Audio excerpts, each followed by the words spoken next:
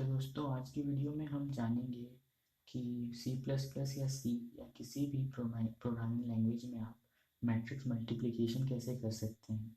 इससे पहले हम कोडिंग में जाएं, पहले बेसिक लॉजिक समझेंगे कि हमें करना क्या होगा मैट्रिक्स मल्टीप्लिकेशन में, और फिर उसे हम सी में यूज़ करेंगे।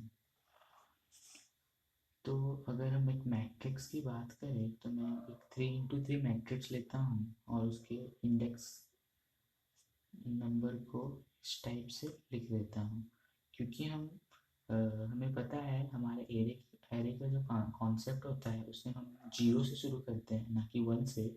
इसीलिए हमारा पहला इंडेक्स पॉइंट 0 0 है, दूसरा 0 1 है, तीसरा 0 2 है, और ये हमारा C1 हो जाएगा, मतलब कॉलम 1 कॉलम 2 ये कॉलम 3 हो जाएगा। और इसी प्रकार से अगर हम आगे बढ़े तो यहाँ पे 1 0 1 1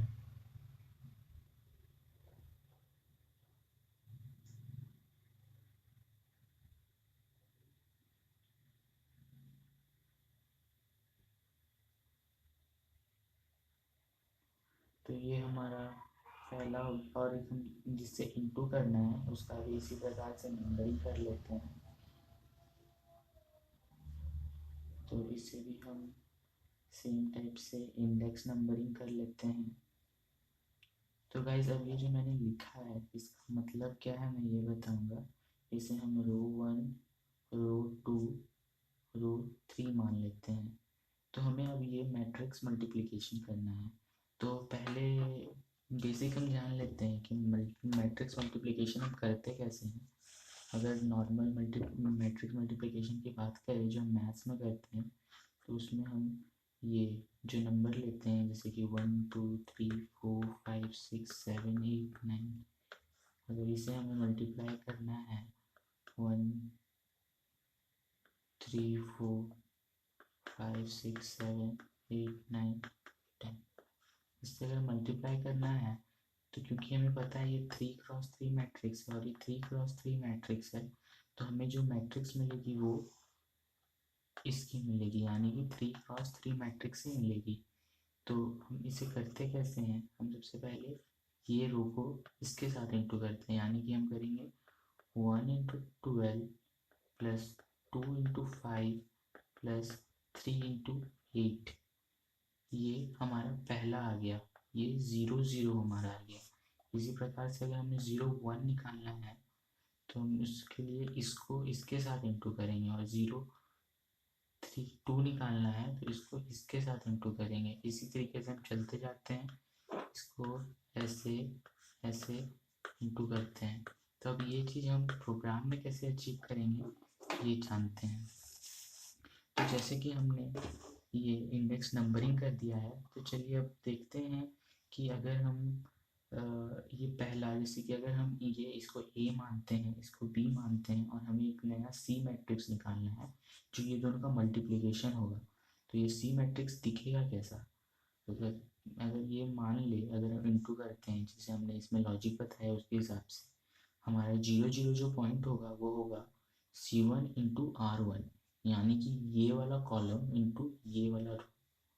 इसी प्रकार से हमारा जो 0 1 होगा वो होगा C1 × R2, तो इसी प्रकार से हमारा बाकी होते जाएगा into R3, C2 × R1, C2 × R2, C2 × R3, C3 × R1, C3 × R2, C3 × R3। तो ये हमारा नया मल्टीप्लिकेशन करने के बाद जो मैट्रिक्स बनेगा वो बनेगा। तो चलिए अब जानते हैं कि अब हम ये मल्टीप्लिकेशन अचीव कैसे करेंगे, हमें कितना फॉर लूप चलाना पड़ेगा और फॉर लूप में वैल्यू कैसे पुट करनी पड़ेगी वो देखते हैं।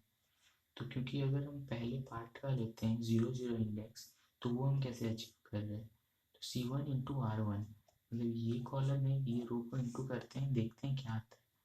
तो C1 × R1 करते हैं तो हमें कुछ इस टाइप से मिलेगा, जैसे कि हम A का 0 0 को इंटू कर रहे हैं B का 0 0 के साथ, फिर इसे हम प्लस कर रहे हैं A का 0 1, यानी कि हमने अभी क्या किया, इसको इसके साथ इंटू किया, अब प्लस करेंगे इसको इसके साथ, तो ए of 0 1 into B of 1 0।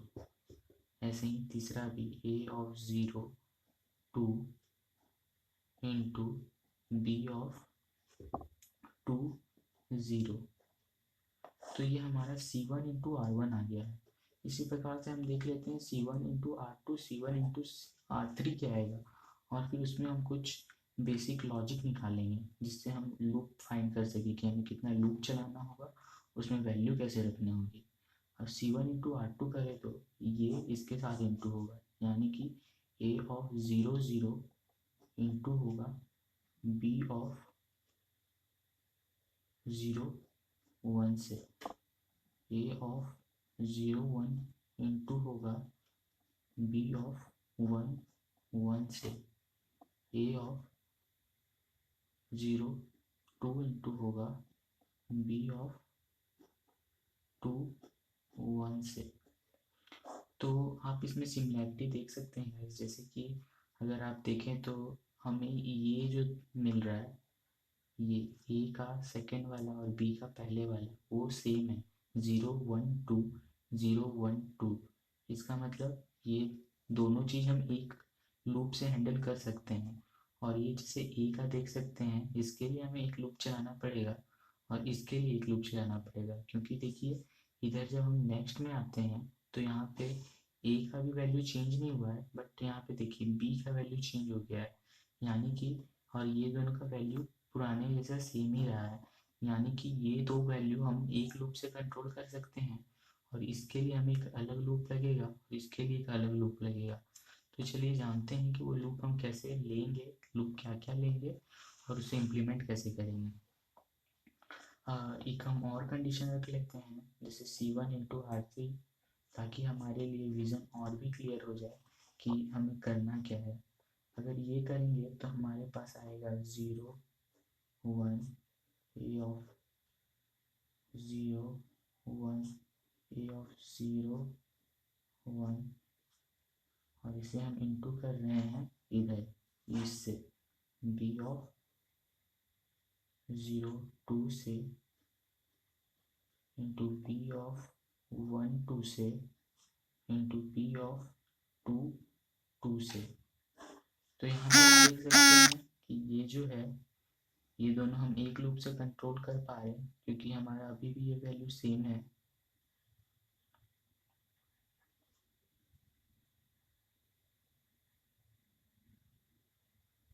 Value हमारा अभी भी सेम है, और बी में देखिए ये वैल्यू चेंज हो रहा है और ये वैल्यू अभी भी कांस्टेंट है। अगर हम इसी प्रकार से C2 R1 में जाएंगे तो हमारा A का जो फर्स्ट पार्ट है ये भी चेंज होने लगेगा। तो चलिए अभी हम जैसे कि ये दोनों को एक से कंट्रोल कर रहे हैं और इसे हम I नाम दे देते हैं और इसे हम J नाम दे देते हैं। तो चलिए अब जानते हैं कि इसे अगर फॉर लूप में इम्प्लीमेंट करेंगे तो कैसे इम्प्लीमेंट करेंगे, क्योंकि हम देख रहे हैं कि ये जो A का पहला पार्ट है जिसे हमने I से डिनोट किया है वो हमारा फर्स्ट कॉलम में चेंज नहीं हो रहा है। तो इसे हम सबसे ऊपर की प्रायोरिटी देंगे ताकि ये हमारा रो मेंटेन कर पाए, यानी कि ये कॉलम में वैल्यू चेंज नहीं कर रहा है, इसका मतलब कि ये रो में वैल्यू चेंज कर रहा है। तो ये फॉर लूप का जो आई रहेगा वो सबसे ऊपर में रहेगा।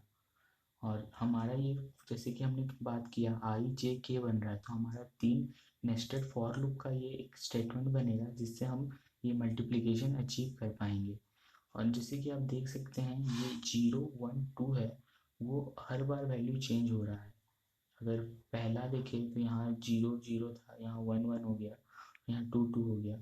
इसका मतलब इसे हम लास्ट प्रायोरिटी देंगे, मतलब कि सबसे लास्ट लूप जो चलेगा वो होगा के, क्योंकि हमें इसका वैल्यू हर बार चेंज करना है 0 1 2। और हमें सेकेंड प्रायोरिटी में रहेगा जे, क्योंकि आप जैसे कि देख सकते हैं यहाँ पे 0 था, यहाँ 1 हुआ, यहाँ 2 हुआ, यानी कि ये कॉलम में अपना वैल्यू चेंज कर रहा है। इस पॉइंट में इसका कुछ अलग वैल्यू है, इस पॉइंट में कुछ अलग वैल्यू है, इस पॉइंट में कुछ अलग वैल्यू है। तो इसीलिए हम सेकेंड प्रायोरिटी देंगे जे को और थर्ड प्रायोरिटी देंगे हम के को। तो अब हम कोड में जानते हैं कि इसे इम्प्लीमेंट हम कैसे करेंगे। ये हो गया हमारा लॉजिक।